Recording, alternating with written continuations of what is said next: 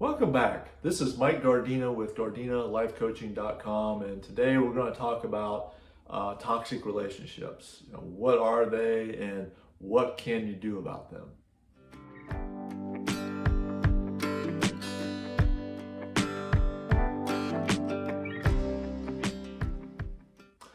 Now, everyone might have their own definition of what a toxic relationship is. I know me personally, I've never really had one, but I surely know quite a few people that have. And it can get really, really bad, really scary, and quite honestly, very dangerous. So what can happen is well, we don't even know that we're in them a lot of times until it's too late. We're deep into them. We may be married, having kids with the person, and then it's hard to get out of that kind of situation. And they always tend to start off with the person tending to always be very super nice at the very beginning. They lay the groundwork of trying to get you and reel you in. They shower you with gifts and compliments and make you feel very, very important. And then you'll see little signs, I guess, as you go through the beginning days of your relationship where anger kind of fluctuates a little bit. And then it's quickly put out in apologies and I'm so sorry, that's not really who I am, that kind of stuff. And then eventually, when that person starts to feel comfortable or they feel that they have a good strong hold on you, then the the true colors unfortunately really come out, and the toxic side of the relationship will begin. They'll become very controlling and aggressive. Lots of discussions about what you're supposed to do for them. They'll want to isolate you a lot. They'll start to cut you off from other friends and family, so that they can again strengthen their hold on you and deal with that controlling area of isolation. As you progress in that type of toxic relationship, it'll always be about them. Everything is about them. What you do to them. And every time you do something, it's against them. Anything that they do something wrong is because you did it, or you had a big part as to why they did it. Their reaction is because of you, and it's basically all a lie. They're basically becoming very narcissistic, and it's just really the whole situation is all about them. Unfortunately, these types of relationships can get to be very dangerous, and you have to realize when you're in one to learn how to get out of one. Essentially, a lot of times what happens is the person who's in them, we'll use in this example as a female, who feels like, well, he wouldn't normally do this, or he wouldn't go to that extreme, or he's just not that way. He has his days and so on and so forth, and they start to tell them the story that that he's okay, he's all right. Only certain times of the day, certain triggers that happen. So they eventually think if I don't instigate those triggers, that he won't do those kinds of things anymore. But the real reality is that's really who he is. It's really what he's trying to do. He's trying to control, and he's trying to make sure that he's got a strong hold on you in that relationship. Okay, some questions on determining if you're in a toxic relationship. One is, do you feel that your relationship is all one-sided? Does the one side take full advantage of the other? Are your feelings discounted? Basically that you're always wrong, or making you feel stupid, or that you're just not good enough, not worthy, that no one else would take you but that person. These are big signs that you're in a very, very dangerous toxic relationship. So then what are you supposed to do?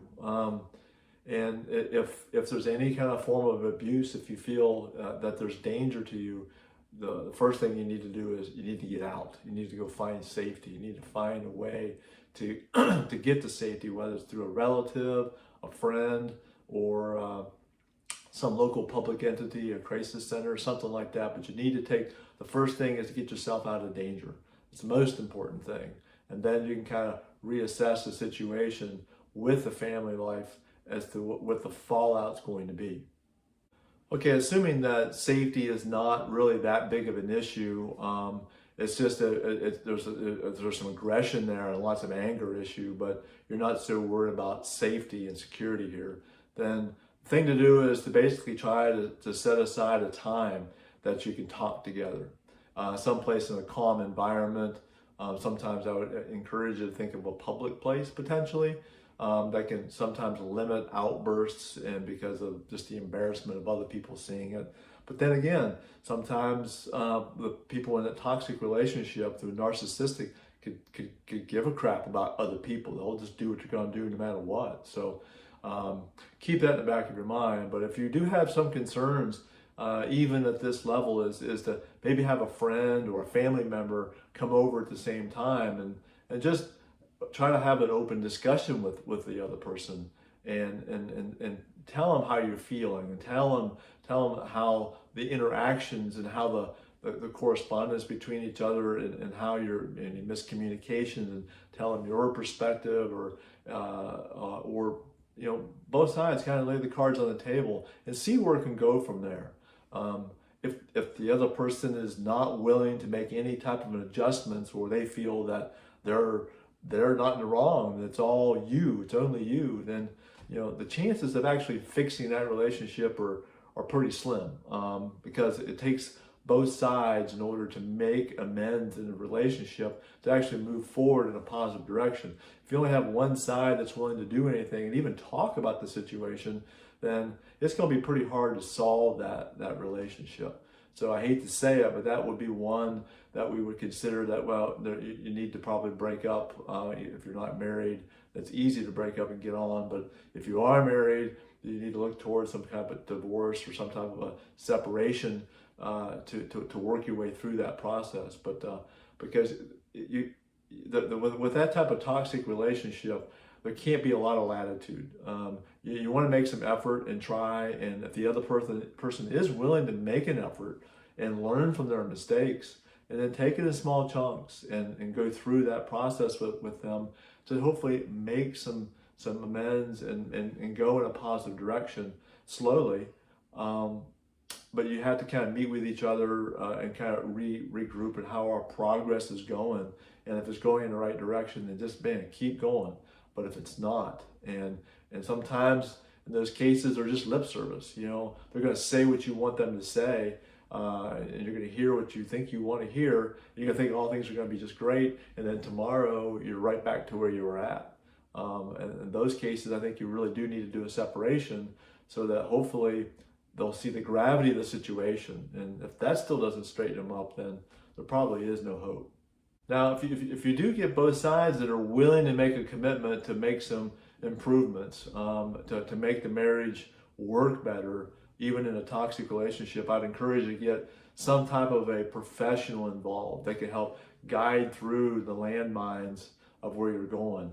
And really, most importantly, for safety. And not that there's a fail-safe of having a professional involved, but a professional should be able to see through the other person a little bit better and be able to, watch over you, if you will, so that hopefully nothing does happen. But obviously in life, there are no guarantees. And when safety is an issue, you really need to take that seriously, especially in today's world. Well, thanks for watching. I'm hoping that you're not in a toxic relationship, because those are just terrible situations. But if you are, find some help. Find some ways to navigate through that relationship issue, and if it's at all concerning your safety, you need to get out. Find a way to get out of that relationship as quickly and easy as you possibly can. And I realize if there are children involved, that it's could be a really dangerous situation. Is you got to get some professionals involved to take the right steps to protect both you, your children, and everyone involved. So anyhow, if this episode touched you in any way, please hit the like button below. Hit the subscribe button as well, so that you don't miss any future episodes. And if you have any, anything I can do to help you anyway, please reach out to me at mike@gardena.com. gardinalifecoaching.com or visit the website at gardinalifecoaching.com. And we look forward to seeing you in the next episode. Thanks.